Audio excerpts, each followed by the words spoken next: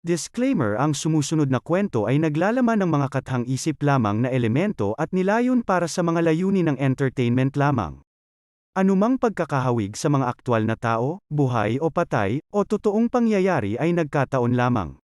Ang mga pangyayaring inilalarawan sa kwentong ito ay gawa ng imahinasyon ng may akda at hindi dapat bigyang kahulugan na sumasalamin sa katotohanan sa anumang paraan. Isang gabi sa palasyo, ang mga alipin sa palasyo ay busy sa paghahanda sa selebrasyon na magaganap. May isang bisita na nakatakdang kumanta sa selebrasyon. Ang pangalan niya ay Lady Helen. Nang papunta na si Lady Helen sa palasyo, may biglang pumatay ni Lady Helen na sorcery at ginaya ang kanyang anyo. Pinalitan si Lady Helen sa hindi nakilalang mangkukulam.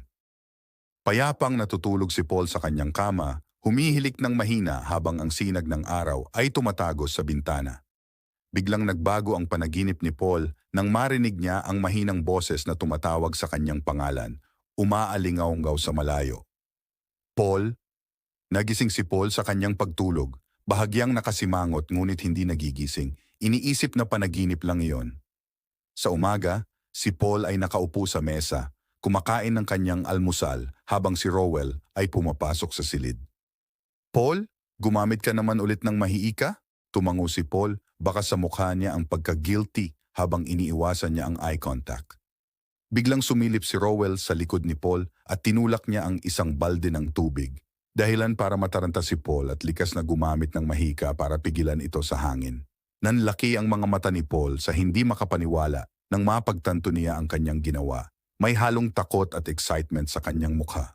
Paul, dapat kang mag-ingat. Ang pagsasanay sa mga enchantment ay maaaring magdulot ng kamatayan sa iyong buhay. Tumango si Paul, nauunawaan ang bigat ng sitwasyon, habang tinitingnan niya si Rowell ng may determinasyon at isang bagong pakiramdam ng responsibilidad sa kanyang mga mata. Pagkatapos nilang kumain, inutosan ni Rowell si Paul na magdala ng mga gamot sa mga kabahayan, at pinaghahatid ni Paul ang mga gamot sa mga bahay-bahay. Habang naglalakad si Paul sa nayon, nakita niya ang prinsipe. Ang prinsipe ay nagpraktis ng pana. Huminto si Paul sa paglalakad at nanood.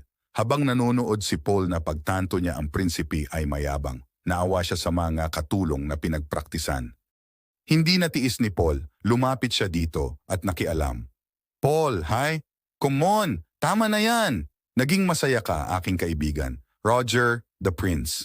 Kilala ba kita? Hindi kita kilala. Tinawag mo kong kaibigan. Paul, hindi ako nagkaroon ng kaibigan na maaaring maging isang asshole. At nagalit ang prince sa pag-aasal ni Paul at sila'y nagsuntukan. Hindi alam ni Paul sa pangingialam niya ay isa palang prince. Kinulong si Paul sa bilangguan. Bawat eksena ay mahalaga. Huwag mag-skip para sa detalye hanggang sa susunod na eksena.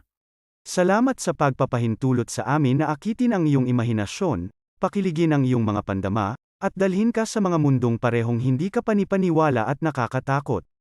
Ang iyong feedback, komento, at pakikipag-ugnayan ay nagbibigay inspirasyon sa amin na patuloy na itulak ang mga hangganan ng pagkukwento at upang lumikha ng nilalaman na sumasalamin sa iyo sa malalim at visceral na antas.